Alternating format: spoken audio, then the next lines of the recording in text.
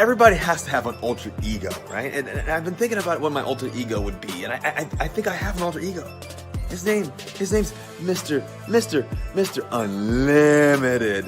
You gotta be unlimited. You gotta have a thought process of being unlimited. So when people ask you, what you're thinking about or what you want to do in life or where you want to go, you gotta be unlimited. Tell them, I'm unlimited. Here we go.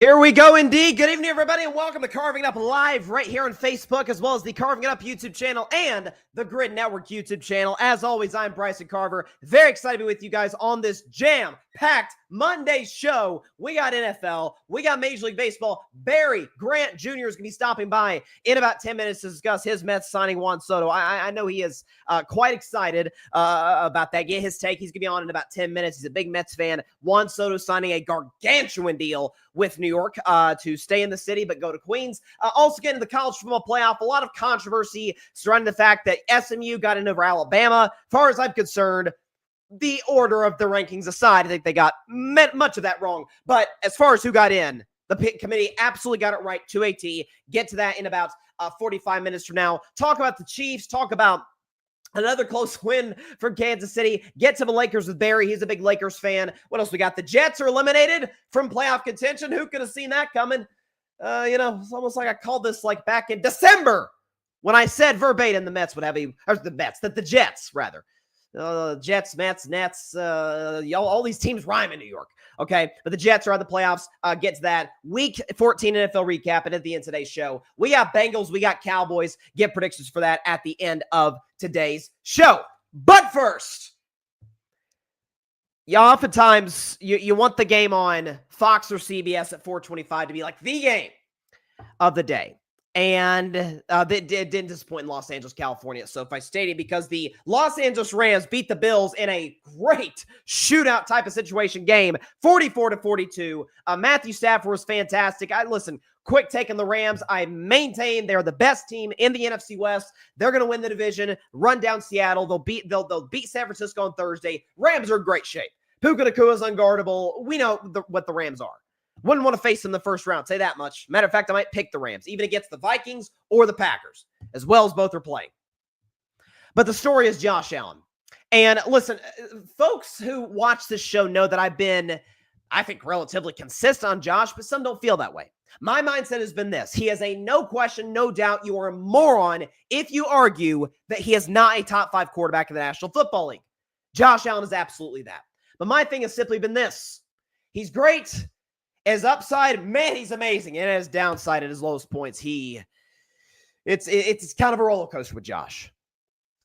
Well, now he's giving you upside, is Josh Allen, without really any downside. That's the scary part. If you're a Buffalo Bills fan, if you're a Bills fan, it's great if you're a Bills fan. It's bad if you're a Rams fan. When Josh Allen, after putting up 6 touchdowns, no turnovers at all, by the way, 6 touchdowns, 3 through the air, 3 on the ground. Josh was unreal against the Rams. The throw he made to Mac Hollins in the fourth quarter, right over the shoulder of the DB. I mean, there's not many guys that can make throws like that. The guy's an all-time talent. And I have always been on the mindset, Mahomes is the best. That's indisputable. There's not a legitimate case you can make anybody currently playing is better than Patrick Mahomes. You just can't. I've been the mindset the last few years. I don't know. Only guy that's beating him that's currently playing is Joe in the playoffs is Joe Burrow. And Joe's so great. By the way, Joe's having an amazing season. Problem is defense stinks, and Joe has a health problem. I've always had Lamar Jackson at number 3 because, while he also can't beat Mahomes like Josh Allen in the playoffs, well, he does have 2 MVPs, and he's kind of a unique player. At this point, look, so's Josh Allen. He very well may win league MVP this year. Certainly Nick Sirianni and Kellen Moore for the Philadelphia Eagles with Saquon Barkley appear to have a Josh Allen futures bet on MVP. That's all I can figure with their idiotic play calling. What a surprise. But this guy's number 2. And I think at this point, it's indisputable. That doesn't mean I don't love Joe Burrow. I mean, he's awesome. Scared to death when my Steelers face Joe Burrow. But when he's hurt, nothing against Jake Browning, good backup, not that scared. Lamar Jackson, I'm not scared at all as a Steelers fan because he stinks against us, bad against the Chiefs, and bad in the playoffs. If the knock on Josh Allen is can't beat the Chiefs, Well, I mean, who does? Not many people do beat the Chiefs. Not in the playoffs. Only Cincinnati and a team quarterbacked by Tom Brady does. And by the way, Josh has been, obviously everybody remembers the game in 2021, but Josh has been mostly great in those 3 games. Not as good as Mahomes, because he's not as good as Mahomes, but he's been great. He's had playoff games against New England where his team doesn't punt. Josh if we're going to label Josh as like a postseason choker, that's just not true. He's been amazing in the playoffs. Can't say that about Lamar. You can say that about Burrow.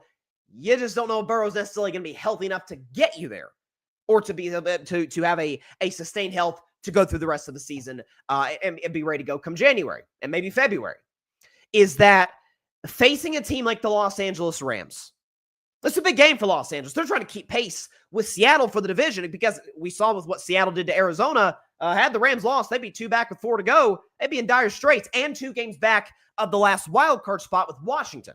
This is a big game for the Rams. If Buffalo Bills fans, as I predicted, they were going to make their presence felt at SoFi just like they did the last time these 2 teams played 2 years ago. But the fact of the matter is this: when you have a guy on that side of the ball, this is why Sean McVay and Matthew Stafford were sort of on aggressive on 4th down in the 4th quarter. This is why Matthew Stafford is slinging it all over the yard to Cooper Kupp, who caught a touchdown. Puka Nacua, who was incredible. Tutu Atwell and others. Like, being able to get these guys involved, is Matthew Stafford's like, I got to keep pace with this guy. He's special. He's an all-time talent, is Josh Allen. And listen, what you saw yesterday in SoFi was a quarterback masterclass. There's no other way to classify it. You talk about a Stafford who's obviously not as mobile as Josh, and has never been known for, an ability to like move outside the pocket, make plays. But he's one of the greatest arm talents we've seen. Be able to stand in there, deliver throws on time, on target. Against Stafford, had a QBR of 97.6 on a scale 0 to 100. Stafford was awesome, but he was outshone because he was facing the second best quarterback in football.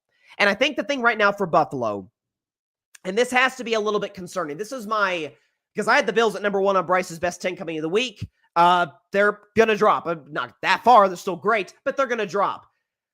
This has kind of been my concern with Buffalo, is that I've felt all season long, this is their best chance thus far to beat the Kansas City Chiefs. This is their best chance to knock off the Kansas City Chiefs team that, while they win, they do win close games, and Buffalo has the roster. They're built to beat Kansas City. They run the football, although not yesterday. I don't know. James Cook, 6 carries for 20 yards. I mean, Josh Allen, folks, 6 touchdowns with no turnovers. I think what's even more impressive than that is those numbers, and he got 21 yards from his run game. Josh Allen was Buffalo's run game. He had 82 yards rushing on 10 carries. He had 82 of the 103 that the Buffalo Bills had on the ground. And so is the thing you get concerned about is situationally, can Buffalo stack up to Kansas City? And that's the concern, and that is what has gotten them beat. Is that late in these games, be it offensively at the end of the last playoff game, not executing down near the red zone. The game before that, where Josh was awesome, the defense couldn't get a stop to save their lives, or a combination of the two the first time they played in the postseason. Is that Sean McDermott? I've called him for years. He's the Mark Jackson of the NFL. And folks know, who watch the show, Warriors fan here, love Mark Jackson. Mark Jackson put the pieces in place to start the Warriors dynasty. Kerr just elevated it. But Mark Jackson came into a desperate franchise, a woebegone franchise, couldn't do anything, and took it to a playoff series win, helped elevate Steph Curry, and then was unceremoniously fired, and then Steve Kerr helped to become a dynasty. That feels like what the Buffalo Bills need, is that Sean McDermott took over a bad Bills roster, a bad Bills organization, gets in the playoffs their first year, then they draft Josh Allen, and they've had a lot of success with him. But the timeout in the last minute of the game was poorly used. It's clock management is so, listen, it's not a simple art. I'm not going to act like it is, but the timeout on the Josh Allen sneak, first of all, calling the Josh Allen sneak to begin with, I thought was a very poor decision. Buffalo could have gotten the ball back with a chance to hit a walk-off field goal. Who knows what would have happened there? But it's the fact that his defense didn't show up to the party. Listen, Sean McVay and Matt Stafford, they're going to cause you problems, but simultaneously, you've got to get a stop at some point. Now, against 7 of those in Buffalo's defense, that came on a block punt. So that's not the defense's fault. It's the special team's fault. But listen, this is what makes this guy so special, is and what makes all great athletes, all the truly great athletes special is what can they do when ish ain't going their way? When stuff isn't going the way of the Buffalo Bills, Josh Allen more times than not is probably gonna be there to pick them up. They may not win, but Josh Allen, obviously, the last I can argue Josh Allen might have been the best player in football this week. He was nothing short of spectacular, and so I think right now for Buffalo, you're not going to panic. Now you do play the Detroit Lions this upcoming week. That's not an enviable spot for anybody, given how great Detroit is in these close games. But listen, it's at this point, I think it's kind of indisputable. Like Josh is the second best. I fought it for a couple of years. Listen, we understand how successful Joe Burrow's been at beating Mahomes, and Lamar Jackson has struggled, but he does have MVPs. End of the day, by the way, let's look at Josh Allen's numbers. The guy was just unreal. 430 yards, 6 tuds, 0 picks, 117 passer rating, and a 90 QBR. By the way, again, got literally nothing from his run game and Jack Diddley from his defense. So credit to Josh Allen. He was out of this world great. Let's see, do we have it? Okay, so in other news in Major League Baseball, safe to say we got some big news. The Juan Soto sweepstakes came to an end, and Juan Soto signed with the New York Mets. And so I figured, given the occasion, to join the show to discuss his team signing Juan Soto, winning the Juan Soto sweepstakes with a 15-year, $765 million contract. I figured I might as well welcome this individual back. We only get him a couple times a year. But let's welcome back to the show the host of the All of You podcast,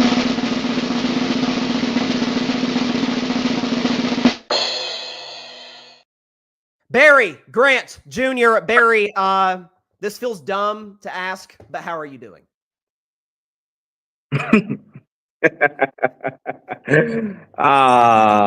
Listen, I've only had 1 hour of sleep today, and it doesn't even matter. Doesn't even matter. I'm not tired. I've been happy all day. Doesn't matter what happens at work. No stresses today, man. It's Juan Soto Day. We good. We good on this side. You know what I'm saying? Because listen, I've said it. I've been calling it for a year, and it's so good to know when things come to fruition. It's great. How are you, Bryson? Great show. I appreciate it. No, thank you for coming on. I'm doing well. And listen, I can relate it. I've had takes in my life where it takes a while for it to materialize, but once it comes, the chickens come home to roost. It is an intoxicating feeling, especially for you with your team, the Mets, who overachieved last season, got to the NLCS, took the Dodgers deeper than the crosstown rival Yankees did, and then beat the Yankees to the punch in the Juan Soto sweepstakes. Before we get into that, let's show the people that maybe some of the baseball casuals what the Mets are getting.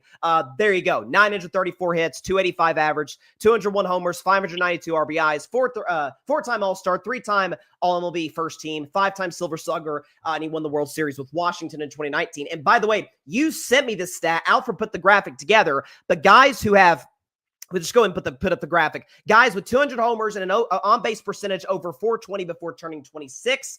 Jimmy Fox, Mickey Mantle, Juan Soto, pretty good players on that list. So, listen, I think my ultimate takeaway from this, Barry, and see what you think, is Steve Cohen was just not going to be outbid. He just wasn't. Listen, this is one of the richest owners in sports, 21 bill.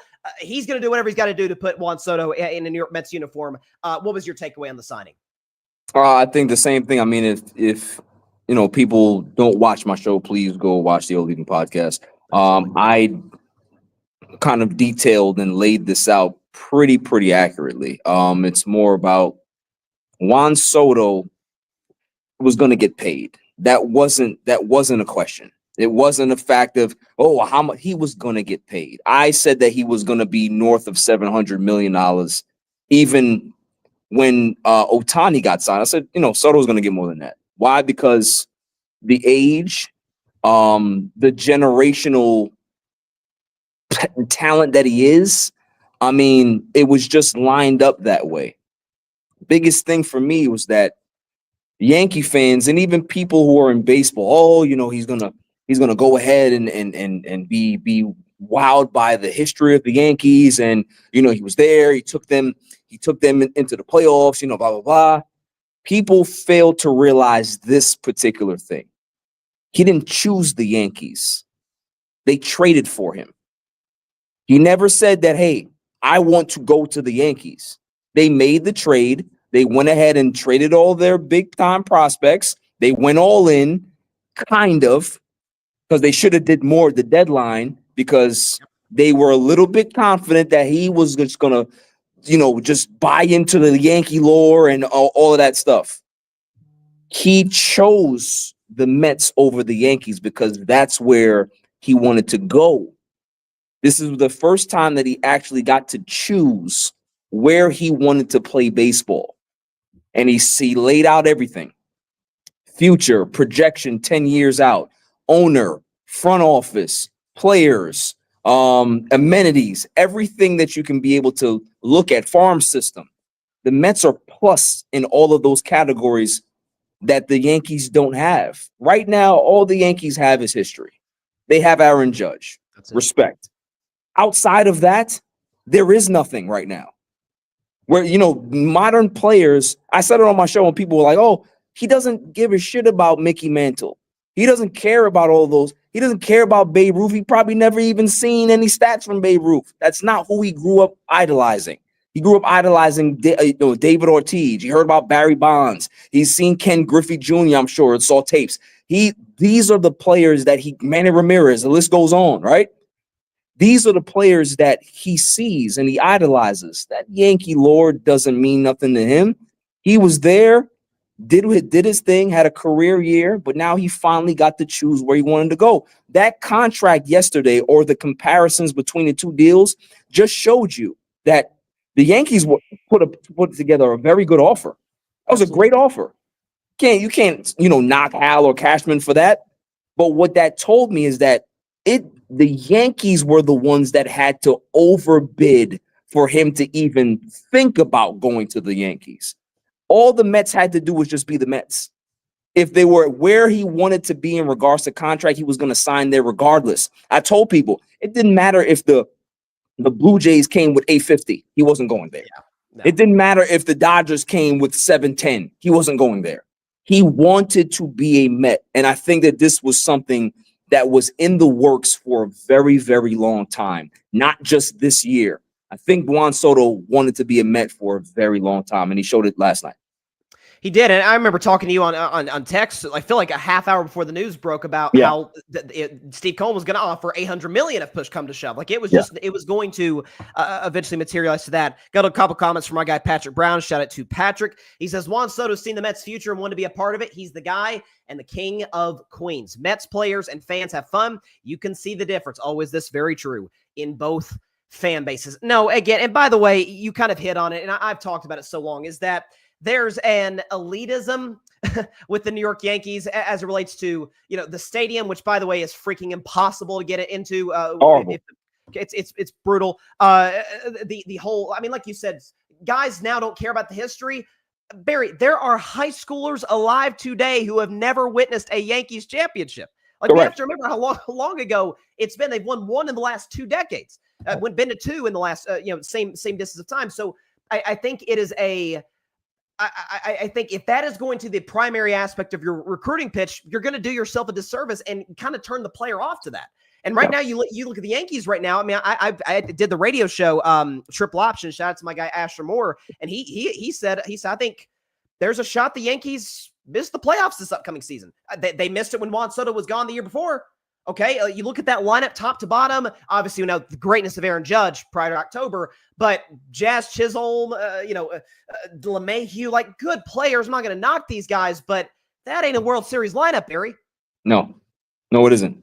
And I mean, look, now they're going to have to pivot, and maybe try to overpay for a Pete Alonso. They're probably going to have to overpay for a Santander. They're going to have to overpay for a Bregman. All of these guys that they're trying to now, try to fill this roster out because they have holes. Even if they would have signed Juan Soto, does Hal go back into the pockets to try to fill holes? Like this is the difference between the Yankees and the Mets. Yeah, the Yankees make the most revenue out of any team in baseball, but their pockets are not that large. Like they have to be a little bit more creative in regards to how they try to put their roster together. So, they have a lot of soul searching to do. And the biggest thing for me is I really do think that in a couple of years, they're going to have to figure out a way or maybe part ways with Brian Cashman and try to go get somebody younger, because I think it's just time. Like he's just this old establishment that it just doesn't work anymore. How he views the game just doesn't work. And David Stearns kind of reminds me of Theo Epstein.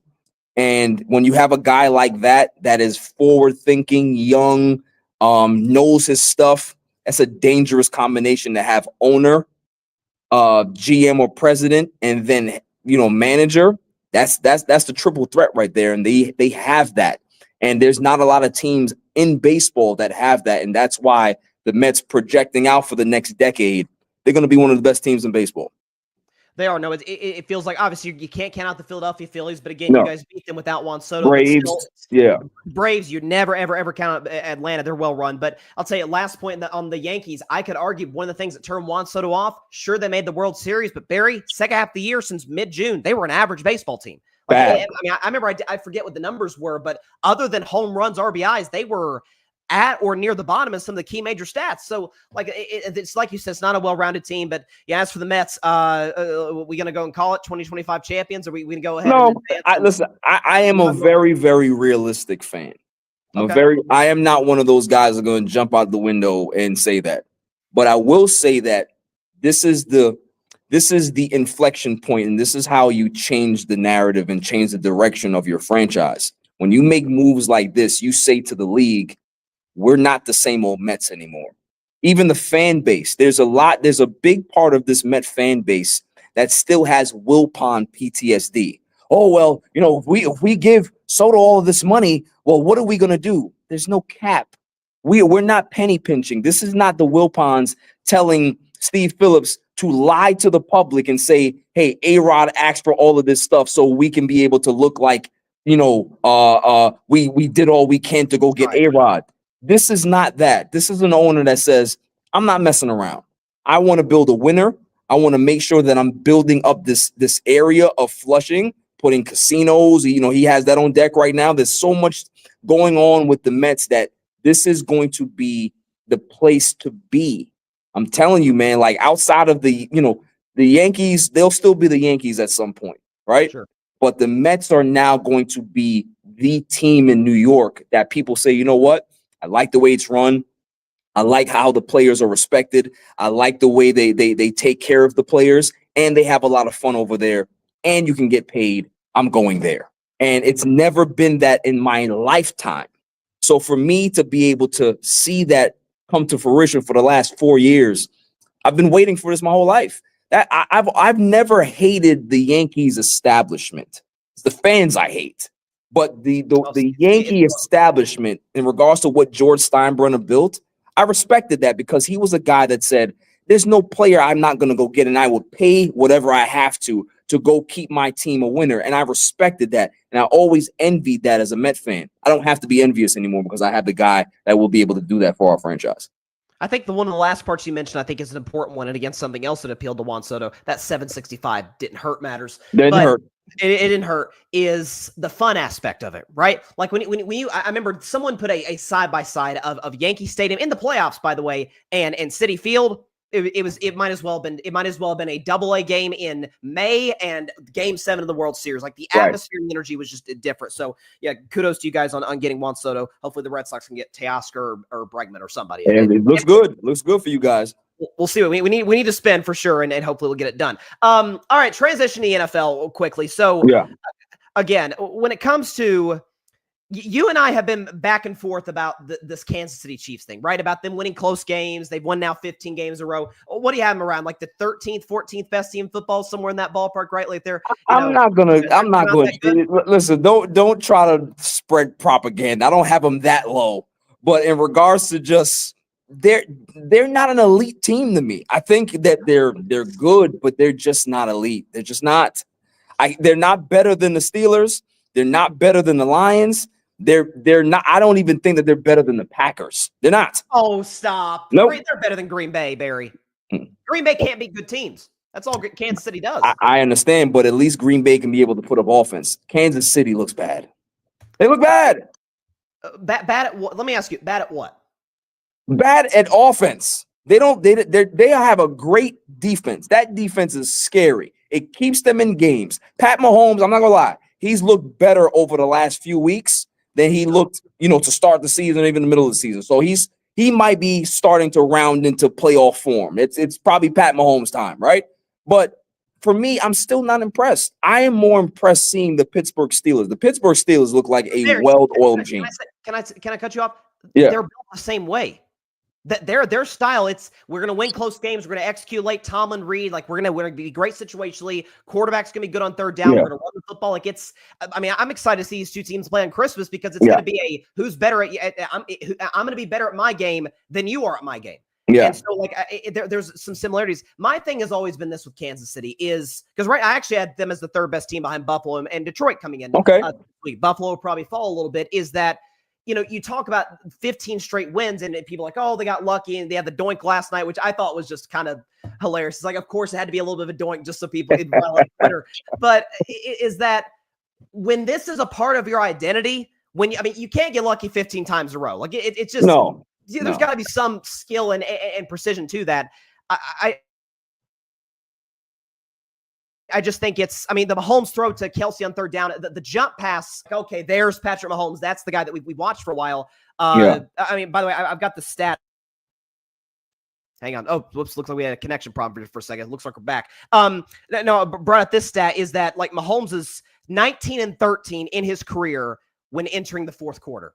Like Tony Romo's in second at 19-34. Like if this is who Kansas City is, like they're not going to be sexy. Like they're not going to look as good as Buffalo scoring 40 something in a loss.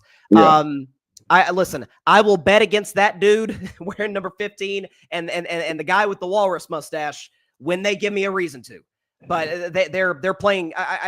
They're playing their game. They're doing it at an exceptional level. I get you, and all the points that you made are fair. Like I'm not even going to dispute those. I'm just saying, outside of the record, I think that this Kansas City team looks the most vulnerable to me out of the Super Bowl ones. Record aside, it's just that close games. I understand that they are vulnerable in regards to they can be one and done if depending on the matchup. No, I said Baltimore looks pretty darn vulnerable. 100%. Yeah, Kansas City easily. Yeah. Baltimore is looking a little shaky right now, but it's depending on the matchup, man. We'll see. Listen, they might shut me up. I just like my eye test. I always go through the eye test, and I see certain teams, and the eye test never really kind of fails for me. We'll see if they go ahead and prove me wrong. If they do, listen, I'm not going to be one of those people that keep standing on something that isn't true. I'll go ahead and say, listen, I was wrong and be able to give them respect. It's just that I don't see the team that I expected to see. They just don't wow me. But then again, they don't have to. They just have to keep winning. Last year's team didn't wow anybody and they won the Super Bowl. Like had they gone out in round 1 or 2, it'd be like, okay, maybe this is like last year's Eagles. Yeah. Listen, I'll bet against who gave me a reason to. You kind of segued beautifully into this segment that I want to get into is the fact that the Jets. Can I say your Jets? Am I allowed to say that, or is this going to get me kicked off the network? Is it your Jets? Is it? I am. Listen, I said it on my show. Was it last week that if Mike McCarthy, gets retained, I think I'm going to have to go back home. I'm going to have to go back home. All the teams, that's who you choose. Yeah. Listen, it's the devil I know. Okay, I know them, so I'll go back there and suffer. Well, listen, let's talk about their quarterback. You done messed up, Aaron. Because listen. By the way, Aaron was actually great yesterday. He threw for 300 for the first time in 3 years. He played well. The defense let him down at the end. Let me just ask you this, because you were high on the Jets, you were high on Aaron, I wasn't. There's a number of reasons the season went the way that it did. Weirdly, I actually overrated them. I had them at 7 wins. They're not even going to get that. Right. What would be the leading cause? The number one source of blame to you would be who or what? Are we talking off field or on field? Anything. Woody Johnson. Okay. Woody Johnson is the biggest reason why this team stinks. Woody Johnson has been the reason why this team is not consistent over the last 24 years. He's one of the worst owners in North America. Worst. Because he doesn't know how to put the right people in charge. And when he does have the right people in charge, he gives them a very short leash. Why was Herm Edwards fired? Why was Rex Ryan not given more responsibility in regards to putting the roster together? Why'd you allow Mike Tannenbaum to destroy the team the way he did? Why did you hire Todd Bowles and then get rid of him? You didn't even give Todd Bowles a guy in the last 10 years. You didn't even give Todd Bowles a chance to be able to get his establishment or get a feel of the team. You fired him for Adam Gase, who has been one of the worst, most overrated guys in football history. Yes. Peyton Manning made Adam Gase, right? Yep. Adam Gase didn't even call plays. Peyton Manning did. Yeah. So you make that mistake.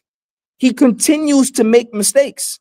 Even now, you fire Joe Douglas. Why? Why would you fire him and not just let him finish the season out? What was the point of that? I can understand you trying to fire Robert Saleh because I heard some stuff in the locker room or whatever it is, or even he tried to meddle with that, right? So that's off field. On the field, they didn't do enough. They didn't put a strong offensive line together for Aaron Rodgers. He's coming off an Achilles surgery. This is a guy that needs protection. You should have got Brock Bowers. Brock Bowers would have helped Aaron Rodgers a lot more. I'm not talking. They would have looked a lot better offensively, right? Bowers is special. He's incredible. He's special. You give a guy like Aaron Rodgers that, then and the defense let them down. Ahmad Gardner, I'm not gonna call him sauce because he hasn't earned it yet. Right? Said, yep. He's been one of the worst cornerbacks in football. The secondary in itself can't stop anybody. So even when the front seven plays well, the secondary is going to give it up. Look what happened yesterday. They had an 8-point lead, and one drive they go ahead and allow the game tying score.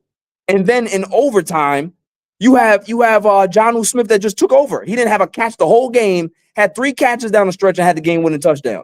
That's not Aaron Rodgers' fault. I can name 6 games this season where the Jets defense let them down because they had fourth quarter leads.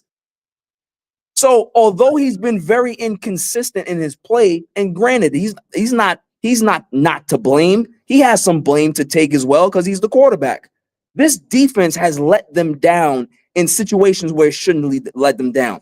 The special teams has let them down where it shouldn't have let them down. So you factor in all of these things, they probably still might have been a 7-8 win team, but at least they're not on 3 wins. So that's the thing. If you replace the head coach and go get somebody that's an actual leader, if you keep Aaron Rodgers in place, if you keep the Devontae Adams, if you keep the offensive pieces in place. Wait, you think they should keep Aaron Rodgers? I think they should, yeah. Okay, while you tell me why this is, and then we'll get to the Lakers and I'll let you go. Yeah. This has been a running bit on my show all season long. Is the Aaron Rodgers hasn't thrown for 300 yards since I was a senior in high school. So what we're gonna do one final time, because the last time we'll ever get a chance to do it is show the quarterbacks that have done it more recently than Aaron. Just let me know your thoughts, Aaron Rodgers, as we go and let this list play itself out here. But it's a lot of guys that are really good and some that I'm not sure are in the league anymore. But no, why should the Jets keep Aaron Rodgers given that this is far and away the worst season of his career? By the way, 7 times, you talk about the Jets defense has been bad 7 times. Okay, Aaron has had the ball in his hands with a chance to tie or take the lead and has come up short on all of them. All right, but Bryson, let's be honest. When we talk about me and you have back and forth about Dak Prescott, and you say that how receivers are not getting separation and all that stuff. Yeah, of course. You can say the same thing about the New York Jets. Okay, well, here's why. Okay, so Garrett Wilson just forgot how to run routes now? Garrett Wilson, as good as he is, if you have Devontae Adams on the other side, you have Garrett Wilson. But if everybody else is not doing their job correctly, those guys are going to get trapped. They're going to get double teamed. If you don't have time to throw the football, you're not going to be able to see guys open the way they should be. So all I'm saying is that I'm not saying that Aaron Rodgers has not played great. He hasn't played great. But this Jets offensive line and the team itself offensively has not been great either. So if you put somebody who actually knows what the hell they're doing offensively, that can be able to scheme up and help this team kind of structure itself properly, I think that they have a chance. You put a Ben Johnson on this team. You put somebody who has an idea of offense. Zach Taylor, if he gets fired, you don't know. That's what I'm saying. Nah, not Zach Taylor. I wouldn't bring in Zach Taylor. That's as an OC. As an OC is what I'm saying. Maybe. No, I get that. No, all I would say is, and I've saved this for an occasion such as this. Was the problem Green Bay? I mean, this was Aaron his last. This is, by the way, pre 40 years old, pre Achilles. Yeah. Is that like the guy hasn't been good and quite now? Would have Ben Johnson help? Absolutely, he'd help. But do I think it is anything that would get the Jets to 9 wins? No, I don't see that. Here's my thing. I think you keep Aaron Rodgers for at least another year or two. You draft the quarterback, Bryson. Draft the quarterback because it's important to have the quarterback sit behind a guy like Aaron Rodgers. By 2 years from now or a year from now, Aaron Rodgers might be done, and now you have a new quarterback. But to draft another guy and just throw him to the wolves, the Jets have done that and made that mistake year after year after year.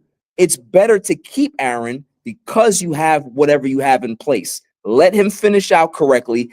Get the staff in place and see what happens. I think that if you get a better staff, who the hell was going to win with the staff? Who's going to win with the staff? I mean, I don't think anybody would. I called that from the jump, and you called me crazy. I listened because I was optimistic. So you were right. I was just optimistic. Okay. So it played out just the way you said, but now they have to figure it out. But guess what? You have Woody Johnson that's now trusting Mike Tannenbaum to figure out who's going to lead this team. Like, what are we doing?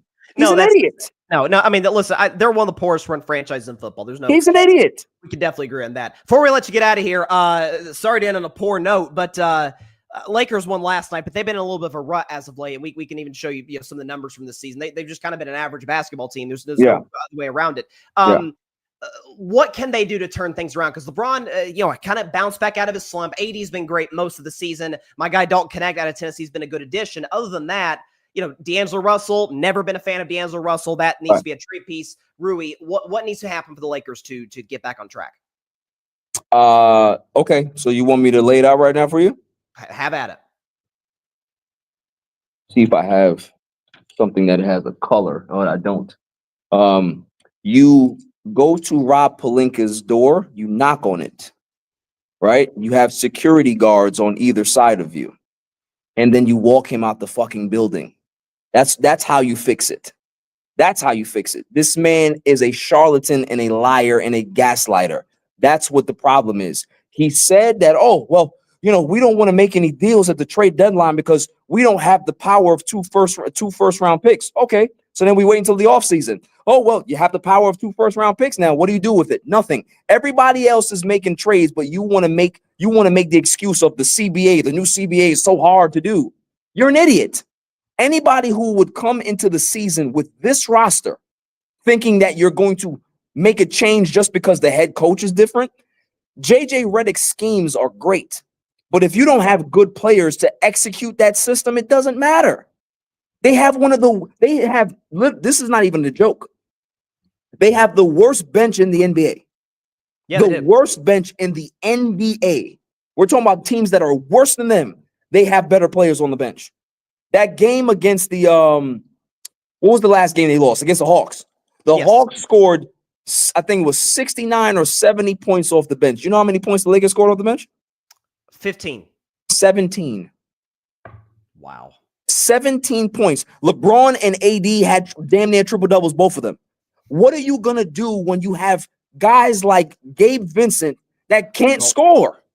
You have Rui Hachimura, garbage.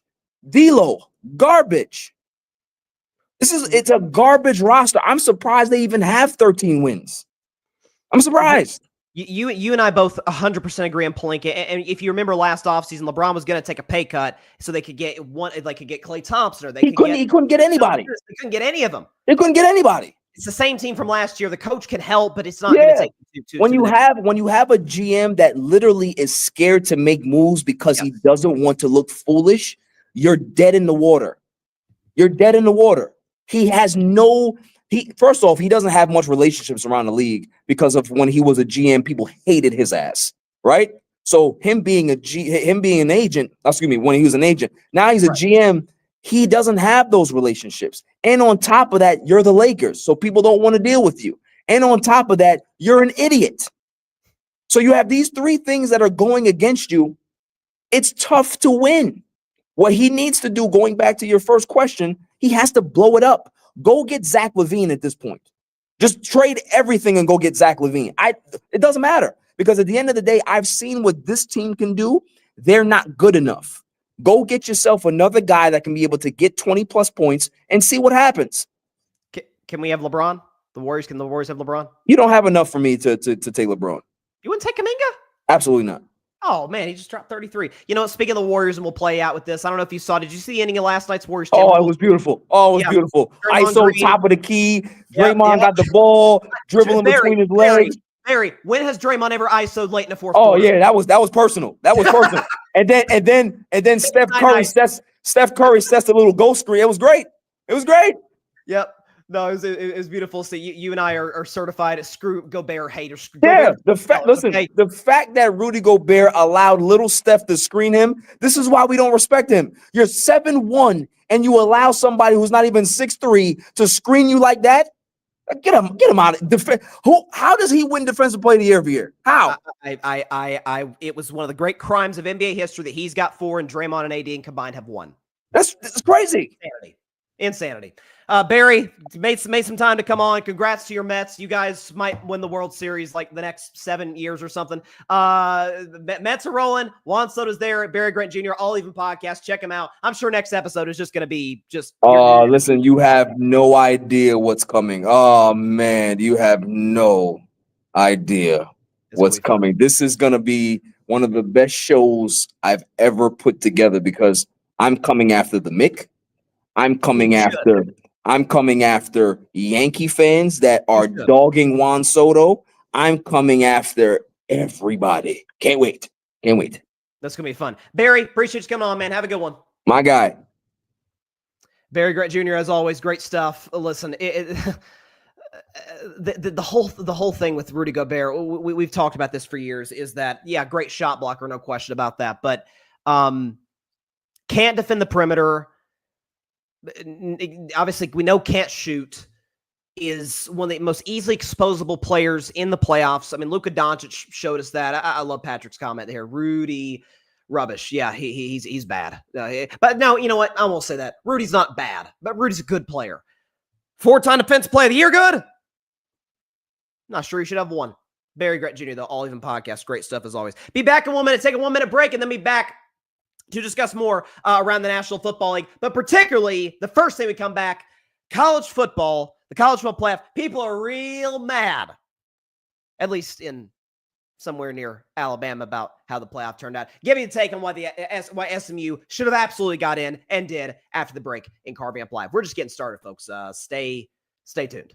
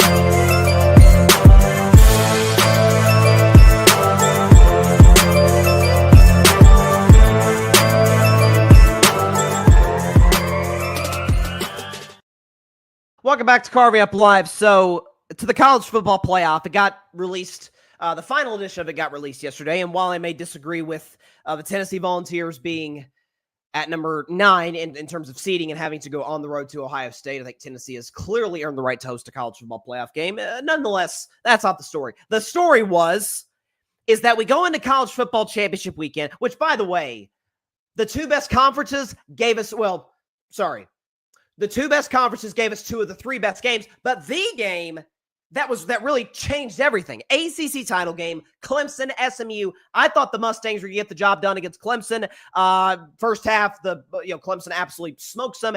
SMU storms back in the second half, ties the game. It was the special teams with a kick return and then a walk-off 56-yard field goal wins the game for Clemson at the end. So Clemson gets in the college football playoff automatically by virtue of being one of the 5 highest-ranked conference champions. The question, though, was SMU, Alabama. Alabama was the last team in last week. What are they going to do with Alabama this week? SMU, yeah, they lost. Yeah, their strength of schedule is kind of weak, but they just took a team that's in the college football playoff down to where the other team needed a 56-yard field goal to beat them. Not taking credit away from Clemson. That was a great job by Clemson bouncing back after that rough loss to South Carolina last week. But SMU taking them down the wire apparently is what the committee needed to see to get the job done. And the fact of the matter is the committee got it right. The fact, when you talk about Alabama, yes, the strength of schedule is proportionate to SMU. It's not even close. It's not. First of all, the SEC is a far better conference, the ACC. Now, it does appear to be reflected that much in the fact that the SEC got 3 teams in, ACC got 2, but nonetheless, the SEC is clearly the better conference. I keep hearing Alabama fans, defenders, and even the greatest coach of all time, Nick Saban. It's what Nick Saban said on ESPN, and I get it. Alabama coach, I understand that, but I've got the quote right here. This is what Nick Saban said after Alabama was passed up in favor of SMU to make the college football playoff. This is what the GOAT said. Quote, I think one of the things I've mentioned throughout the football season is if we don't take strength of schedule into consideration, is there any benefit to scheduling really good teams in the future? Here at Alabama, we're supposed to play Notre Dame, Ohio State, Wisconsin, Florida State in the future outside of the league. Those are great games for fans to see. That's what I think we should be doing in college football is creating more good inventory for great games that people get interested in. Do you enhance people wanting to do that? What's the athletic director going to do? He may cancel all those games knowing that the SEC is tough enough. Okay. Out of conference scheduling. I just decided, why don't we look just for a second at what Alabama's strength of schedule looked like, because it was there's some big dogs they played. I listen, I'm not sure if SMU could have beaten some of these teams. It would have been tough, certainly. Alabama's out of conference schedule. Western Kentucky, South Florida, Wisconsin, Mercer. If Nick Saban wants to say, Wisconsin. Okay, weird flex. Wisconsin wasn't very good, but have at it. Alabama did that to themselves. Alabama has gotten the benefit of the doubt as it pertains to brand bias for a while now. That's not to take credit away from the great Bama teams. 2015, 2020, even some of those teams that lost some natties in the natty to Clemson or to Georgia. Those were great Alabama teams. I'm talking about the ones that were, you can make a case, they should be in, they should be out. Bama could have taken care of themselves if they had sweep these 2 games. Split them. Vanderbilt. They gave up 40 points to Diego Pavia. Great story, great kid. But gave up 40 points to Diego Pavia and Vanderbilt, which, for the record, that win got Vanderbilt bowl eligible. Perspective, Andy, better season than most of their previous years, still not very good. All would have been forgiven if you can just go on the road and do, by the way, what Tennessee did earlier this season. Go to Norman, Oklahoma against a Sooners team that finished 13th in the SEC and take care of business. And instead, they didn't lose. They got trounced. Alabama's ceiling, I think, is absolutely higher than SMU. If you put SMU in a home game against Georgia, Georgia's going to win. We saw what Alabama did in a home game against Georgia. They beat Georgia. Almost blew a big lead. Actually did blow a big lead. Georgia did take the lead. And then Jalen Milroe and Ryan Williams responded, and Alabama won that game. Kudos to them. It was a great win. Beating Georgia is no easy task. Their ceiling's higher than SMU, but their floor is significantly lower. Listen, if the case is, 6-6 in the SEC is not equivalent to 6-6 in the ACC. we're grasping at straws at this point. And frankly, in a 12-team playoff, if you don't make it, don't have a ton of sympathy for you. They were not good teams. There were great teams over the course of the last decade that missed out on the previous 14 college football playoff. Listen, I was always on the mindset of it works itself out. I think even this year, to a degree, it kind of all worked itself out in the end. But there were years where Ohio State could have gotten in. Penn State could have gotten in. Some years where you could have made a case, maybe a USC or a Tennessee and Alabama. Plenty of years where perfectly qualified playoff teams were Georgia last year, folks. Back-to-back title winners, undefeated, number one, start to finish, 3-point loss to Nick Saban, you're out of the playoff. Great teams have gotten knocked out. There's a level of sympathy that does come to the teams. It's like, man, you had one slip up and we're done. We'll give Bama a road loss to Tennessee. I was at that game, folks. Go Vols. That place was a madhouse, as it tends to be at Neyland Stadium. It's one of the hardest atmospheres playing college football. It's part of the reason why Tennessee should host a game. Nonetheless, I'll give you a loss to Tennessee. Frankly, Tennessee's better than you. That's a tough place to go play and win. I'll even give you a slip up. Folks, Georgia got Ole Miss is a good team, but Ole Miss destroyed Georgia. I mean, beat them up physically all over the place. Okay? You talk about teams down the list here, okay? All right. Notre Dame lost to Northern Illinois. I'll give you a slip up. But if Notre Dame then went on to, lose to USC, it'd be like, I don't know. That's 2 losses to 2 teams that aren't that good. Are you one of the 12 best teams? Alabama shot themselves in the foot twice. I'll give you the loss to Tennessee. I'll even give you a loss to Oklahoma or Vanderbilt. I can't give you a loss I can't give you the benefit of the doubt when you lose to them both. It showed a lack of focus. It showed a lack of attention to detail. It showed, frankly, that you were looking ahead to future opponents. If you make a case, if you said stack the 12 best rosters in college football, is Alabama in it? You darn skippy they're in it. But last I checked, that's not how we do playoffs. We go based on, the games. If that blowout had held, if Clemson had blown out at SMU, absolutely Alabama's. I would have no problem if Alabama's in the playoff over SMU. None. If that blowout had held, absolutely. SMU took an excellent Clemson team down to the wire. By the way, no one expected SMU to do what they did this season. And they didn't gag in the games they were supposed to win. Alabama choked.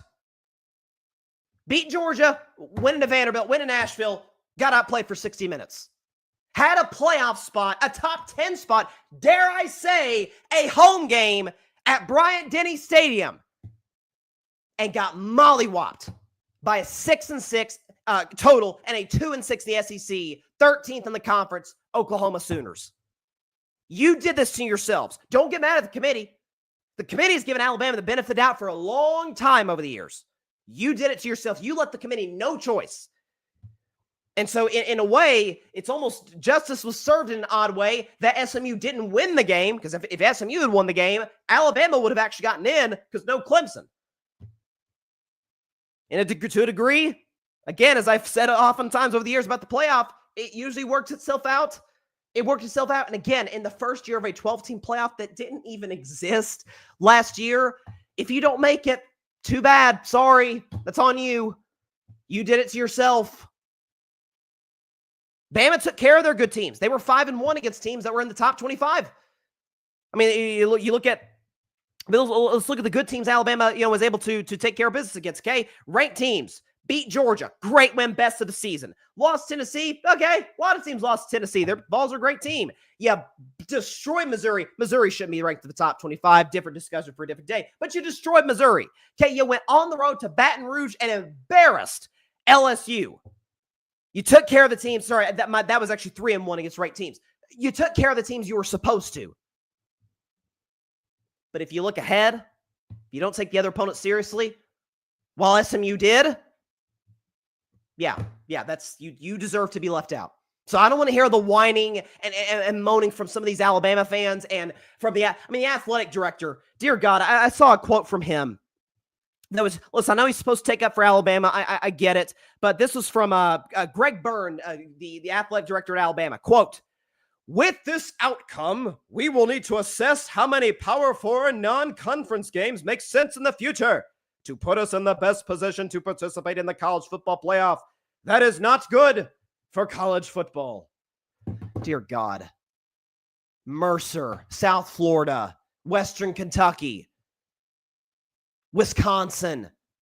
I keep it like they're acting like they lost to Oregon, and that's why the committee kicked them out. It's so precious. It's so elitist. Oh, by virtue, I must be in Alabama. Come on, like what are you guys talking about? We beat the teams we were supposed to. Bad teams. Those games never happen. All the games count. That's the beauty of sports. That's why you go out and play the game. The games aren't won on paper. And I'm not gonna act like SMU's gonna go win the Natty. I think they're gonna go down in round 1 to Penn State. I do. I don't think SMU's going anywhere. Frankly, I'd probably pick Penn State over Alabama, but it'd be a closer game. But that's not what that is. You put yourself there. It's like I always say, anytime, the refs cost us the game. Your team puts you in a position to where you needed the refs to make a call or not make a call in order for you to win the game. That's your team's fault. Don't put yourself in a position where the ref needs to make a call for you to win or lose. That's how I feel about Alabama today. They dug their own hole. What do we got?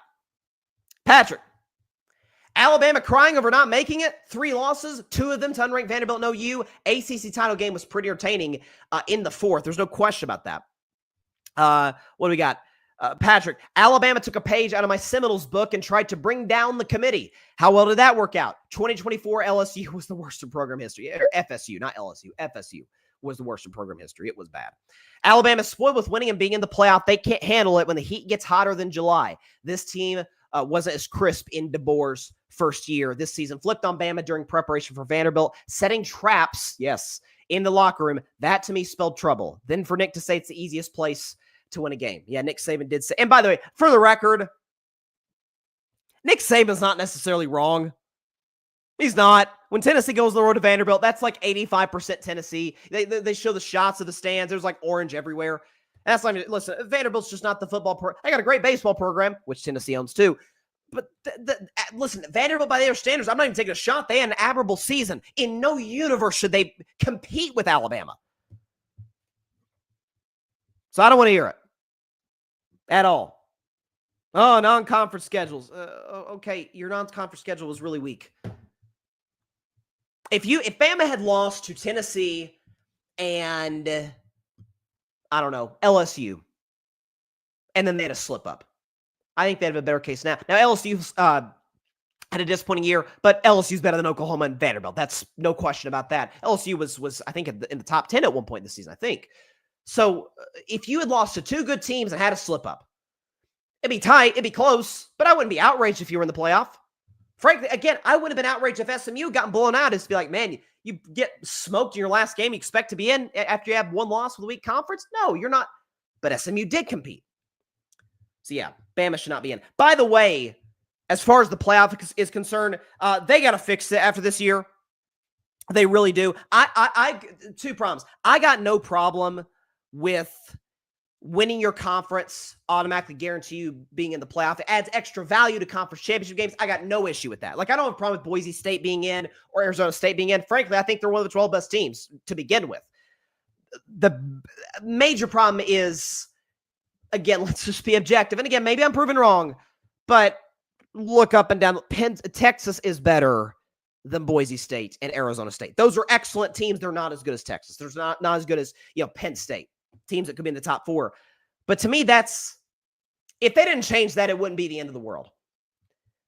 They got to change the seeding. Like next year, they've got to listen, in no universe should Oregon be the best team in college football from start to finish. And based on how the seeding works, based on how if you win, you're going to play this opponent as opposed to you reseed it based on best seeds, worst seeds. In no universe should Oregon be the best team in college football. Start to finish, beat Boise State, Ohio State, Penn State, only undefeated team in the college football playoff. And then you get the hardest road to the national championship by far. Sure, you get the first round bye, but guess you got to play the next week, Tennessee and Ohio State. That doesn't seem to be a wide open, clear cut path. And by the way, you could very easily play Texas after that. Meanwhile, 6th seed Penn State, who lost to the best two teams they played, Ohio State and Oregon, Penn State's path is SMU, Boise State, and then after that, they get either Georgia without their starting quarterback or Notre Dame, who hasn't really beaten that many good teams at all this year. Like, Penn State kind of has a straight line drive to being one of the Final Four. Really one of the Final Two, if we're going to be specific about it. So, I don't like how that seeding works at all. Penn State should, by definition of being the 6th seed, have a more difficult path than Oregon does. Absolutely. I mean, come on. You're the best team start to finish. It's like, hey, you're rewarded with the bye, but you're rewarded with maybe the most talented team in college football, Ohio State, or a Tennessee team that is elite defensively, can run the football, and it has an awesome coach, and went 10-2 in the SEC. I don't know. That doesn't seem to be admirable. Now, if, by the way, it will almost give more credibility to Oregon if they were to somehow go through this and win it. But yeah, they got to change. 12-team playoff, great. It led to NIL, conference realignment, 12-team playoff, transfer portal, all 4 things that everybody panicked about, lost their minds about. It's going to destroy college football, led to one of the most entertaining regular seasons I can ever remember. Ever, because every game held so much more meaning. Because last year, you lose twice, you're done. Let's see what your bowl game is in December. You're done. Now that's not the case. So I give them major props.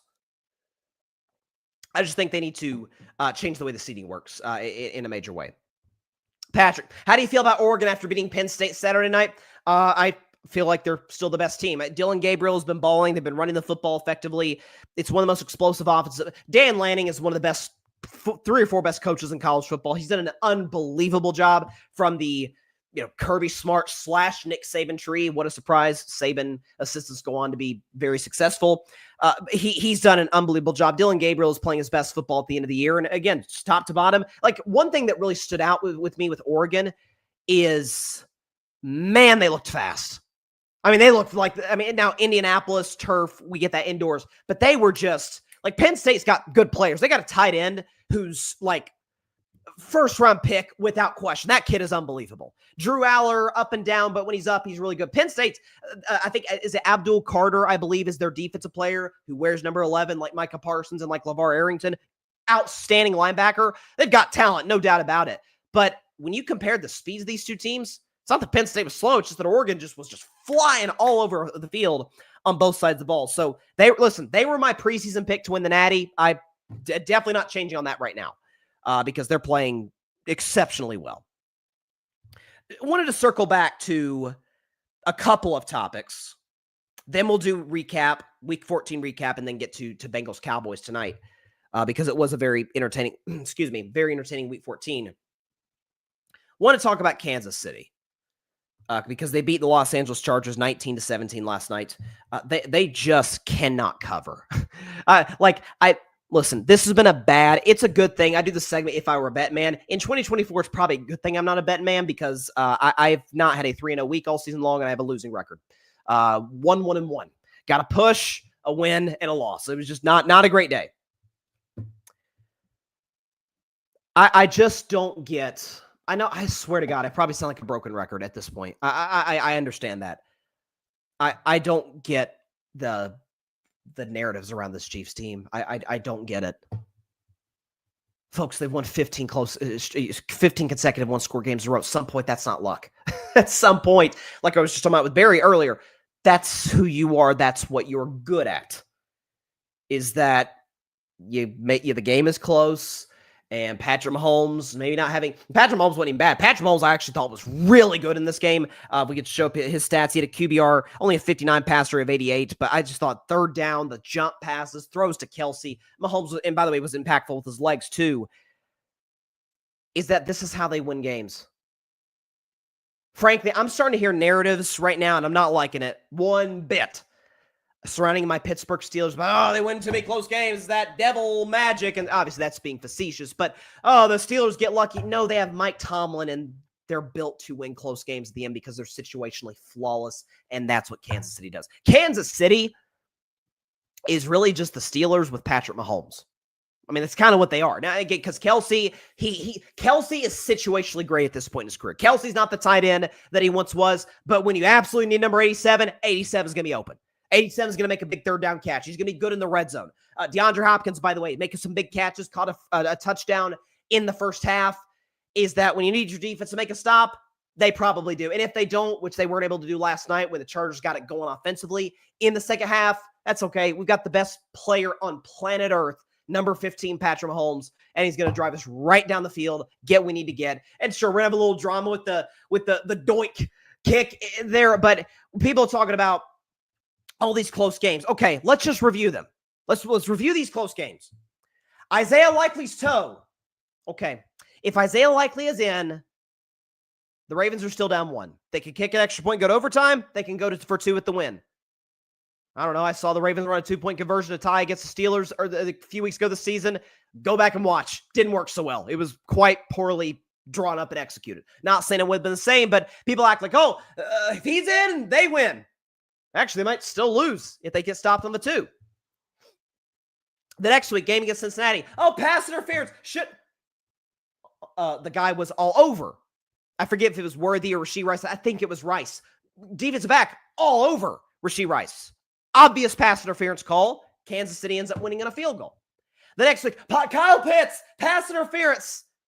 There was 5 minutes left in the game. Even if Atlanta scores a touchdown there, have you watched the Falcons defense this year? Mahomes is going to go right down the field and get what he needs there.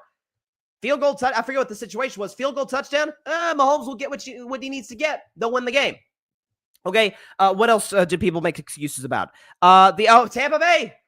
Tampa Bay went for 2. They would have given Mahomes the ball with enough time to get into field goal range, and Harrison Butker probably would have hit that kick too. Let's keep going. Denver, the kick was blocked. Yeah. Kansas City blocked the kick. Will Lutz didn't miss. Kansas City blocked the kick. We gave Green Bay credit when they blocked the kick. We give all these teams that they block a kick at the end of the game. We're like, man, what a great special teams play. Kansas City, it's luck. Okay, Kansas City blocks kick. It's good fortune, and the football gods are smiling upon the Chiefs. What else? Close game with Carolina. Yeah, it was close, and then Patrick Mahomes was like, okay, it's Carolina. We're just going to kind of sleepwalk. It's tied. Minute, change to go. Say less. I'll get you in a field goal range, and we're going to win it. Because Kansas City has won back-to-back Super Bowls. They've been to 4 Super Bowls in the Mahomes era. They've been an AFC title game every year in the Mahomes era. What's Carolina on the road, really? And we're still going to win that game. Raiders game. Bad snap. Okay, even if there wasn't a bad snap and the Raiders attempted a field goal, I don't know. Carlson was awful in that game. Couldn't buy a kick. You're telling me with the game on the line, he's going to make that one? The constant excuses about, this should happen, or that should. I will say it again. We used to say this about the Patriots too. They're lucky. Special teams error. What made New England, I talked about this on my show back in the day, what made New England so freaking great, and it's credit to Brady and Belichick and the defense and all that, when the other team made a mistake, we're going to make you pay double. Every single time you screw up, we're going to take advantage. You have to play, what does Denzel say in Remember the Titans? We will be perfect. You have to be perfect to beat New England. And you have to be perfect in situational opportunities to beat the Kansas City Chiefs. Go ahead and put up the stat, because this is just an updated graphic from what we showed last week, okay? Chiefs had the best record all time when going for a three-peat, 12-1. 14 straight wins in one-score games. Actually, it should say 15. I apologize. That's first all time. 4.3 point per game differential. That's the worst team all time. Worst all time for a team starting 11-1. Should be 12-1. My bad. And better. You know who second place was? 76 Raiders. Who won the Super Bowl? It's almost as if when you have a championship mentality, coach, quarterback, tight end, defense, culture, you're kind of built to win close games. It's actually not an indictment. You actually shouldn't be equated with the Pittsburgh Steelers, who had an old wash quarterback in 2020, but started 11-1. No one believed in them, nor should they have, and then fell apart at the end of the season. Or Philadelphia last year, who was a bad coach, questionable play calling. Last year, an awful defense with no Super Bowls. almost like this year's Chiefs that are, I don't know, 12-1 and going for a three-peat shouldn't be equated with those teams. Yeah, they're not sexy to look at on television. Maybe the Buffalo Bills are, but guess what? The Bills have 3 losses. The Chiefs have 1. I don't know. I mean, call me crazy. Call me nuts. Maybe I'm missing the boat in this one. Maybe I'm off. But I think winning close games, or winning games ugly, rather, I should say. Give me that over one where everything looks pretty and is eye candy. Because Baltimore does that a lot. Boy, Baltimore, any given week can look like a bunch of world beaters.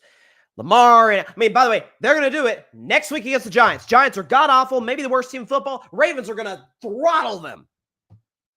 But when it's time to face the big boys in Pittsburgh, or the champs in Kansas City, or frankly, anybody for the playoffs, Lamar Jackson isn't going to deliver because he never has. Look around the rest of the AFC. Okay. Denver. Now, Denver's young. We're going to give the benefit of the doubt. They're young. They're not ready yet.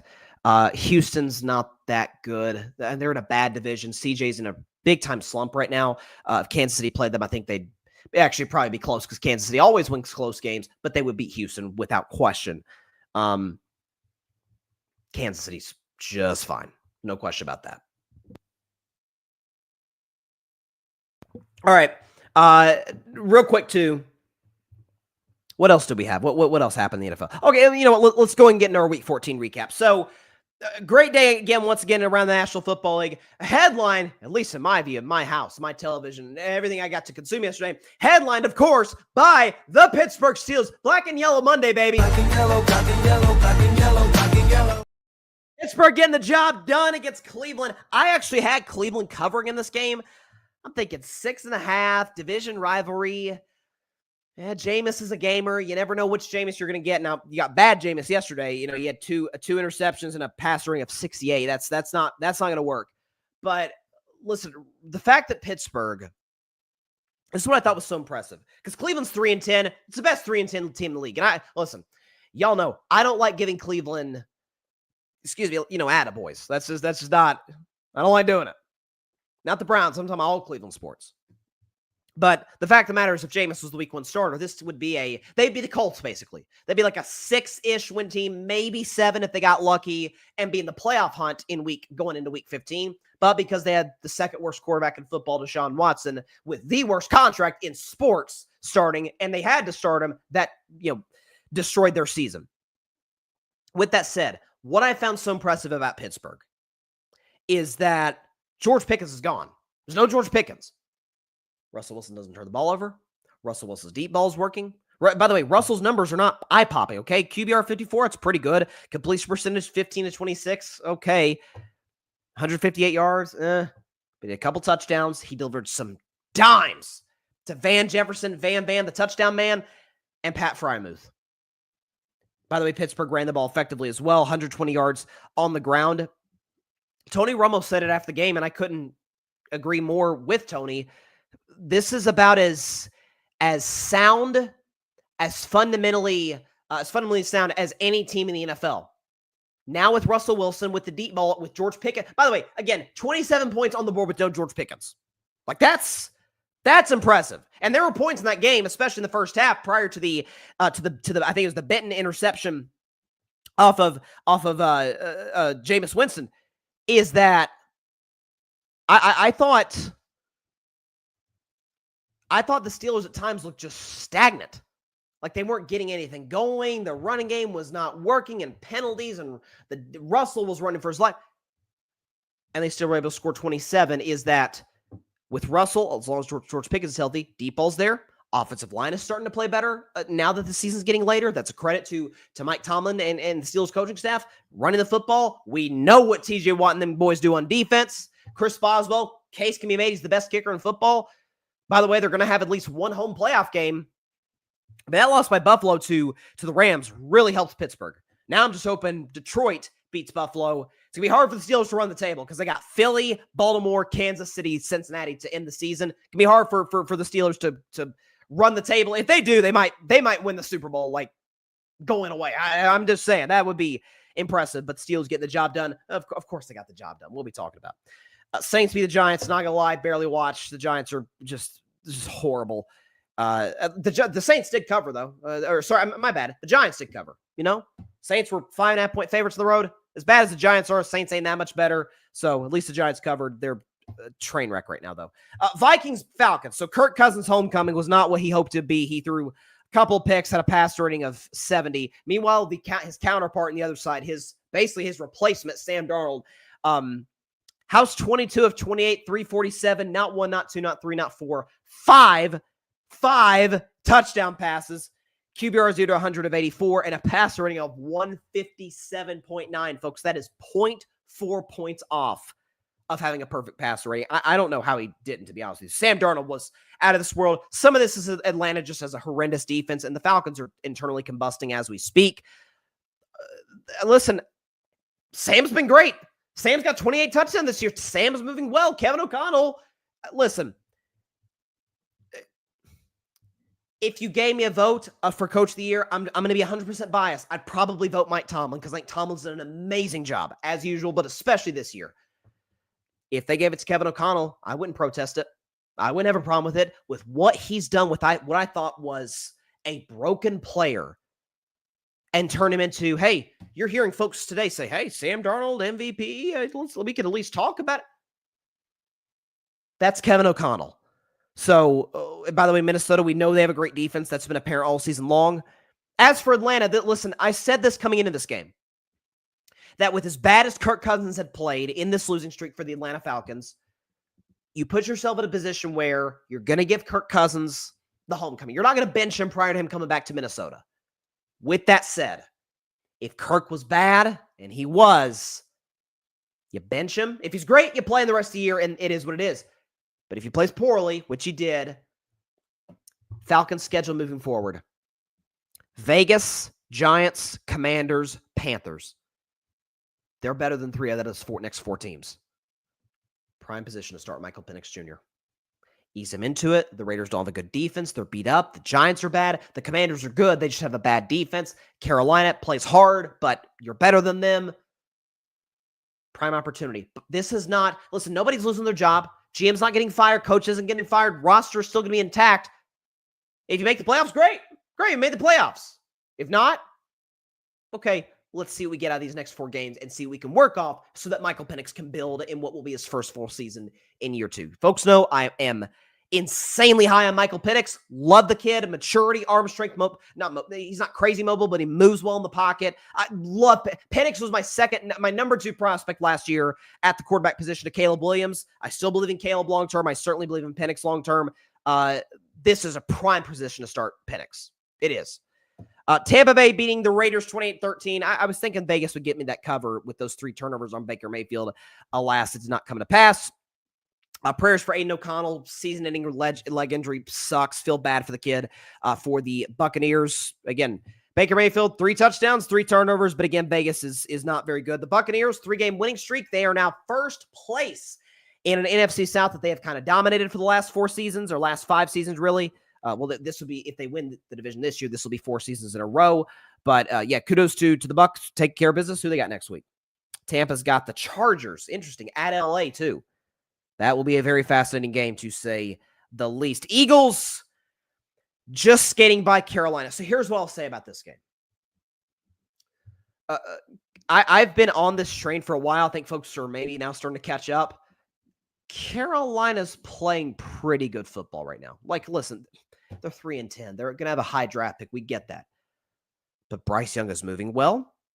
Bryce Young is making throws on the run. Bryce Young is making throws from the pocket. Like, Bryce is starting to kind of come in his own. Again, you look at the stat sheet and you're like, pass rating of 69, 191 yards, a touchdown and a pick.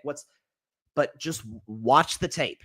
He's moving better. He seems more confident, comfortable. Like, again, I'm not going to act like I'm a body language doctor, but just prior to him getting benched midseason, you would watch Bryce Young last year and this year be like, God, this kid he looks in over his head. He looks nervous. He's cool. He's calm. He's composed. He's got a good connection with that Leggett kid. Okay. They've got I think Canales is a really smart head coach. There's something here. So you're going to use these last 4 games like you've been using the last 4 or 5 games. Build what you got, maybe win a game or 2, And then go into next season, you feel good about yourself. You feel good about Bryce Young going into year 3 with continuity on the coaching staff and on the offense. Adam Thielen is still productive. Carolina's got things to feel good about. With that said, this should not have been a close game. They're not, obviously, they shouldn't be able to hang with Philly. Now, it's the NFL, so games are going to be close. That's the thing about the NFL. It makes it so great. Most of these games are close. They just are. I thought Dan Orlovsky on ESPN hit the nail on the head when describing the Philadelphia Eagles offense. Passing game. Schematically speaking. He said they're elementary. Is that there's not a lot of trickery. There's not a lot of creativity. It's just kind of Jalen Hurts, drop back, throw to A.J. Brown. Well, if only someone said this before the year started about how Philly's offensive coordinator was with Dak Prescott, who prior to Dak having a down year this year, let's call it a full season for Dak Prescott. Dak had the worst year of his career in 2022 with Philly's offensive coordinator. And then Justin Herbert came back and he had the worst season of his career with this offensive coordinator. And Jalen Hurts has actually been, his numbers are solid this year. But in general, Jalen hasn't looked quite the way he looked a couple of years ago when he nearly won league MVP. It's almost like Kellen Moore ain't that good. It's almost like the play calling at the end of this game. And so we can blame Nick Sirianni, and I've done plenty of that. This is a Kellen Moore game for Philadelphia. Not getting the ball to Saquon Barkley late, putting yourself in a position where Carolina gets the ball back to begin with. Now, fortunately for Philly, you've got one of the best defenses in football. You can get a stop when Carolina's backed up at their own 2. Great. Fangio's done an amazing job with that side of the ball. And Philly's still an elite team, don't get me wrong. But you're starting to see, and by the way, A.J. Brown, after the game, taking some not so thinly veiled shots at Jalen Hurts.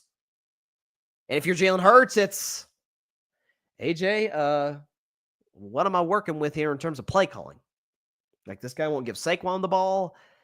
This guy's the route concepts he draws up aren't terribly creative. Listen, Philly's going to run away with the NFC East. Absolutely. I'll say this: Philly is a 5.5-point favorite at home against Pittsburgh. Don't know about that. Now, maybe Philly's pissed off and they're come out and try and show the world something. Big game on Fox against the Steelers. Maybe. I don't know. I just don't. By the way, right now for Philly, they finished with the Cowboys and the Giants, and then before that, they got my Steelers and then Washington. They should be in a prime position to where they can, finish 14-3, 13-4. I don't even put much of this game on Sirianni, to be honest. I as much as I criticize him, as much as I don't think he's a good coach, that's a Kellen Moore thing. The play calling at the end was just odd. The route concepts. This is why I've said all year long, Philly's defense is great because of a great coaching staff. Now, they've got talent. I'm not like Cooper DeJean, Quinyon Mitchell, but that's a more than anything, it's 80-20 coaching talent with Philly's defense. Like, Fangio has done an awesome job with Philly's defense. Offensively, it's 90-10. Talent to coaching. You can't not be a good offense with Hurts, Saquon, A.J. Brown, Dallas Goedert, Devontae Smith, the offensive line. You can't not be a great offense. But I'm seeing cracks. The game against the Rams, some of the fourth down calls by Sirianni, same with Jacksonville. In this game, I'm seeing the poor play calling by Kellen Moore. Listen, if Philly's going to win the Super Bowl, and they can do that, they're going to have to win kind of like Pittsburgh and Kansas City, where it's, boy, when the offense is down, defense is going to have to really step up. Maybe force a turnover or two. Offense too darn talented not to be good. It's just not. It's too good to be doing what it's doing, and that's on Kellen Moore. Patrick, well, I've said time and time again, this is good. Kellen-less play calling will doom Philly. Non-creativity, very vanilla, and body language is starting to show. Here we go, 2023 all over again. Maybe I'll say this. You say 2023 all over again. If they go on to lose to Pittsburgh, okay, I think today the Steelers are better than Philly. I do.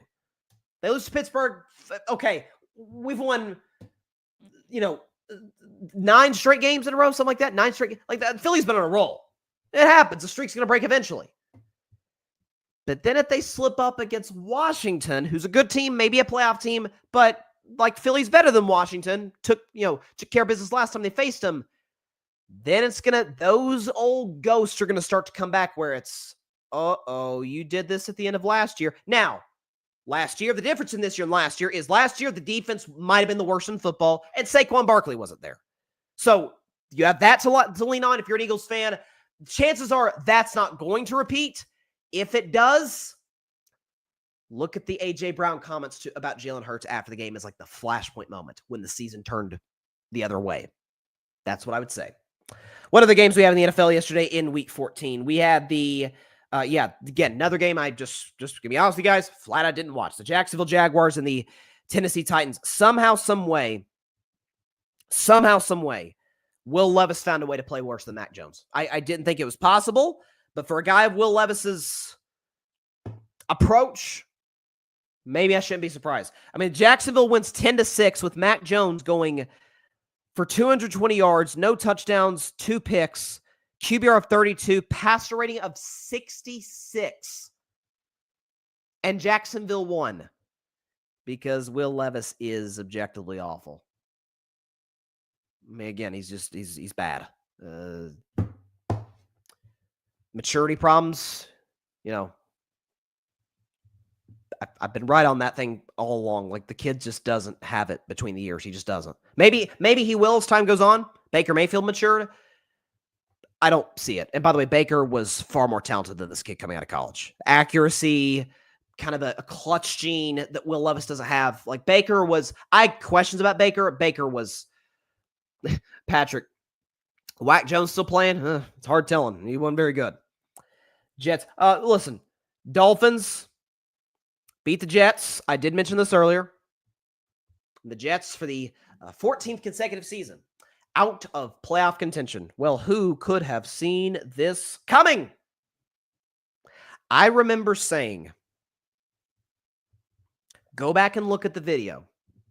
December 2023. I remember talking about these same Jets last December. Remember I don't know, folks may not remember this game. It was Joe Flacco's kind of coming out party in his brief stint with the Browns. Cleveland blew out the Jets on Thursday Night Football, eliminated the Jets from playoff contention. And I said the Jets will be more disappointing in 2024 than 2023 because the expectations will be higher with a healthy Aaron Rodgers. As it turned out, not only was it more disappointing because the expectations were higher, it was more disappointing because they were worse. Now, Aaron Rodgers actually, they didn't lose that game because Aaron. Aaron was actually, that was his best game of the year, okay? How about Aaron Rodgers? 27-39, 339 yards passing, which you saw in the montage we did with Barry. It is his first 300-yard passing game since Week 14 of the 2021 season. And of course, we did the thing with the quarterbacks who have thrown for 300 more recently. We may do that just one more time for good measure. QBR of 73, passer rating 104, no turnovers and a touchdown. Aaron was great. Got no qualms with how Aaron Rodgers played. The Jets didn't turn the ball over, but they couldn't get a stop late. Wonder why they couldn't get a stop late. Maybe because as flawed as Robert Saleh is, he was the best coach on their staff. Shouldn't have fired him when they did, but that was Aaron's call. So in a weird way, Aaron did cost them that game yesterday by pushing Saleh out the back door. Now, again, I want to be abundantly clear. I don't think Robert Saleh is a very good head coach. We have a lot of evidence to say that he's not that good. Man can coach defense. Ask San Francisco 49ers fans. That man can coach defense. Not a good move. You know what? Let's get out of here. Just leaving a good note with the Jets. Miami won. They're not going to make the playoffs. Let's go back over the list one more time for good measure. Excuse me. The quarterbacks who have thrown for 300 yards. Let me rephrase that. The quarterbacks who threw for 300 yards in between Aaron Rodgers' second to last 300-yard game and his most recent 300-yard game, who threw for 300 yards in the middle. One more time for good measure. Go. Andy Dalton to start the list. Bailey Zappi. Is Bailey Zappi on a team right now? Baker Mayfield has done it.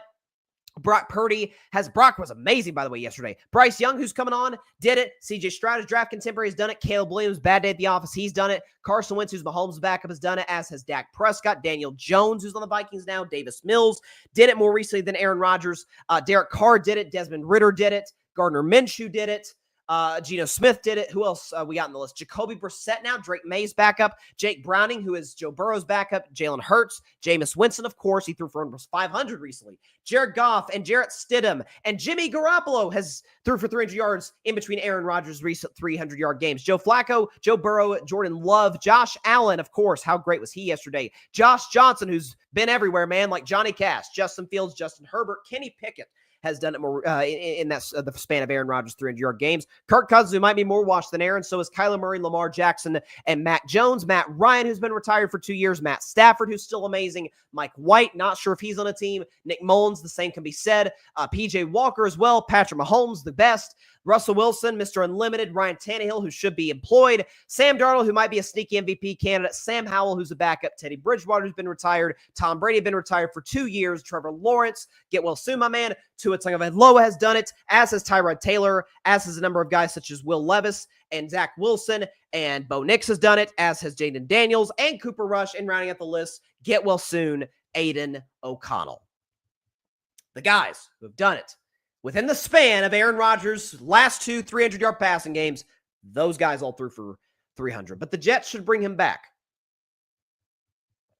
Have at it. Go through another season of chaos. You guys are good at that. Patrick, New York Paper Planes fired their head coach. Did that solve anything? Defense went to shambles. And they were a top 5 defense before they fired him, too. So for Saleh's flaws, he can coach defense. What else happened in the NFL yesterday? Seahawks throttled Arizona. I'll tell you what, I bought into this Cardinals team a little bit as like a fun playoff team, and I said before the year they'd be the best 4-win team in NFL history. They'd be fun. They'd be exciting. They've obviously surpassed that, but Kyler's decision-making went in the tank. Kyler Murray is like a shorter Aaron Rodgers, shorter and not as talented Aaron Rodgers, in that when things start rough, he's gone. I don't know what happens to this guy, but it's just, he goes in the tank. I've always been okay. I should say fond of Kyler. I've always been like, yeah, he's really talented. He's going to win you games. He's Arizona can't do better than Kyler Murray because they just don't have a history of doing so. But see, I'll tell you what, Seattle 8-5, they're on a roll. I'll tell you what, there are like 8 coaches. You can make a case for coach of the year. Like Mike McDonald's not going to win the award. I mean, if you want to know how important Mike McDonald is, look at the Ravens defense since he left. Look at the Seahawks. I mean, Pete Carroll's a legend, Hall of Famer, all of that, Super Bowl champion. The team looks better with McDonald than Carroll, and it's mostly the same guys.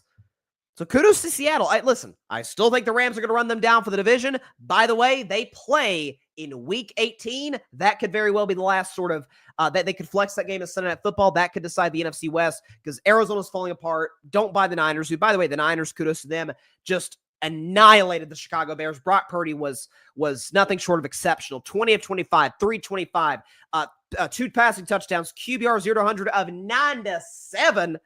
And a pass rating of 145.4. Brock Purdy was really, really good. I still stand by my Brock Purdy comments, by the way, about the Niners paying him. That would not be a smart decision at all. It shows you how bad the Bears are that Thomas Brown, the Gerald Ford of the NFL, not elected vice president or president, but served in both positions, not hired as the OC or head coach, serving in both positions this season. Interims tend to infuse a new level of urgency in the building. And the fact that that's not the case right now with Chicago, 4 yards of offense at the half. Bash Caleb, have at it. Knock yourself out. Say Caleb's the problem. If they don't hit on this coach, this is going to be Andrew Luck in Indianapolis. It's going to be like bad offensive line, questionable coaching, bad front office, cheap as heck ownership. Yeah, this could go south quickly in the next couple of years for the Chicago Bears. After I thought they fleeced Carolina, still do. Still think they fleeced Carolina and be able to land Caleb Williams. because I think he's a generational talent. I absolutely still feel that way. But even the best need structure. Even the best need a certain level of coaching around them to get them to the next level. They better hit on their coach. Let's put it that way, or it will get ugly quickly. As for the Niners, I mean, now Garendo got hurt. Like they're cooked. And then we talked about the Bills and Rams and the Chiefs Chargers. Okay, before we get out of here, we've got a game tonight. And actually, at one point, it's going to be, not one point, throughout the game, it's going to be broadcast on Disney+. There's like an alternate Simpsons broadcast, apparently, for this. But we've got the Cowboys.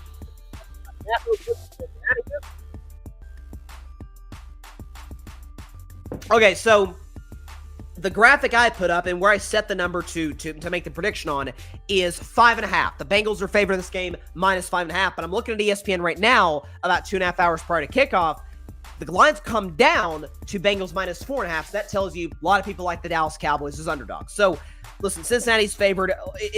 Listen, did you ever think you'd see a spot where Joe Burrow is playing maybe the best football of his life since 2019 LSU? Dak Prescott goes down for the Cowboys. Mike McCarthy might get fired. It's a mess in Dallas, and they have a better record than the Bengals. That just goes to show you the ineptitude of the Bengals defense, which might be the worst in football. Zach Taylor on the hot seat, all that. It's Joe Burrow, Jamar Chase, and not much else. Listen, Dallas is actually trying to prepare. Last time they played was Thanksgiving, so I imagine their bellies have settled from their turkey dinner that night. Cooper Rush played solid, played admirably. I don't think he turned the ball over against the Giants. Rico Dowdle ran the football well. But again, that's the Giants. Although, these are the Bengals. Okay? If you ask me, Bryson, you want the Giants defense, Bengals defense? I'm like, well, at least the Giants have an elite D-line. Give me the Giants. Cincinnati's defense can't stop a nosebleed. Like, Russell Wilson's playing really well. The Steelers offense is officially back. 44 points is a lot on the road in an AFC North divisional game and a team that knows you. Cincinnati can't stop anything. I'm still at the end of the day going to say, okay, it is still Joe Burrow. The Bengals are in a situation where just to have a prayer's chance, and they're not going to get in, but a prayer's chance to get in the playoffs, they have to win every single game and get a lot of help ahead of them. Joe Burrow's a competitor. Jamar Chase a competitor. These guys aren't going anywhere. I'll give Bengals respect to at least win this game. Give me the Bengals close. They do cover, but close, 28-20 over the Dallas Cowboys. It's a one-score game. Dallas will get theirs, but I can see a spot where they move the ball well, but penalties or turnovers cost them. But Cincinnati wins this game 28-20 over the Dallas Cowboys. Keeps their season, I guess, alive, but at 5-8, when the 7 seed has 8 wins with 4 games left, like your chances are pretty darn thin the rest of the season. But you never know. Stranger things have happened. Not many, but stranger things have happened. Give me Cincinnati over Dallas 28-20. I will say, if Dallas wins this game, it's probably going to be a Micah Parsons game. Because as much as I bash Micah Parsons, I think he's a situationally great player in the sense that if Micah's got the advantage, he's going to absolutely wreck the game. I mean, against the Giants, Micah Parsons was out of this world great. He's the best player on the field. But against the elite left tackles like a Trent Williams and others, not the same player. If he gets 2 sacks tonight, Joe Burrow, I will not be surprised. Like, this is a game tailor-made for Micah Parsons. There's no question about that. Totally agree with you in the comments, by the way, Kyle. God bless. Love it. All day long. All right, that's all the time we have for today's show. Appreciate everybody stopping by, as always. Big shout-out, Barry Grant Jr., All Even Podcast. Please go subscribe to his show. Great stuff, as always. I know he is obviously very, very excited that the Mets landed Juan Soto. Who knows? We could be here 10 months from now talking about a Mets championship. I'd much rather be talking about a Red Sox championship. But hey, Mets, enemy of my enemy is my friend. And that's how it is, okay? So we both have the Yankees. So the Yankees not landing Juan Soto, good day. Would have loved for him to come to Boston, but I never was going to get my hopes too high. I always felt that it was going to be the Mets. But thanks so much to Barry for coming on the show, and hopefully we can do it again sometime in the future. But be sure to check out Carving Up Live on Wednesday, back to our normally scheduled time at 6 p.m. Eastern, 3 p.m. Pacific time, right here on Facebook, as well as the Carving It Up YouTube channel and the Grid Network YouTube channel. Of course, be sure to like, share, comment, and please take 2 seconds out of your day. Hit that big red subscribe button down there, and it will help the channel grow exponentially. Just as importantly, be sure to go subscribe to the Grid Network. That is GRYD, the Grid Podcast Network, right here on YouTube, as well as any and everywhere that you get your favorite podcasts, be it Apple Podcasts, Spotify, iHeartRadio, any and everywhere that you get your favorite podcasts. You can find us at the Grid Network, where we dare to be different. And we've got all kinds of stuff. I mean, it's December 9th. College football playoff going to start next weekend. Man, oh man, Tennessee, Ohio State. Are you kidding me? Could it get any better than that? It should be in Neyland, but if it's in the Horseshoe, that's okay. Tennessee's not scared. Tennessee's got some matchup advantages. Hard-fought game, close game, no doubt about it. But we're going to have a lively Vol View. No, probably not going to be a Vol View this week, but Vol View next Friday, oh, you better believe it. It's going to be fun. All right, we will see you guys on Wednesday. Please be sure to take care of yourself and to take care of your physical as well as your mental health. And please, please, please be sure to contact your local state representatives and senators to demand change for gun violence in America. Doesn't matter where you lean, right, left, center. This is an issue that affects every single one of us on a day-to-day basis in this country as American citizens. And no matter what anybody tries to tell you, oh, it's not a problem. Oh, there's only one solution to the problem. Both are BS. Both are not true. It's a huge problem that needs a number of detailed, nuanced solutions to solve it. So let's make our voices heard and make sure we're safe as humanly possible in this great country and maintain the right to life, liberty, and the pursuit of happiness. All right. See you on Wednesday. Talk Bengals, Cowboys, maybe some more college football, NBA. Who knows what's going to happen? Maybe we'll have a Jerry Jones quote. Maybe we'll have that. I don't know. But it should be a fun show. Bryce's Best 10, carving up the context, all of our Wednesday specials. Stay tuned for that. 8 o'clock spot, by the way, tomorrow night, Grid Network, 8 p.m. Eastern, 5 p.m. Pacific time. Tune in for that. Best game show in sports. Grid Network, once again, tomorrow night, the 8 o'clock spot at 8 p.m. Eastern, 5 p.m. Pacific time tomorrow night. All right.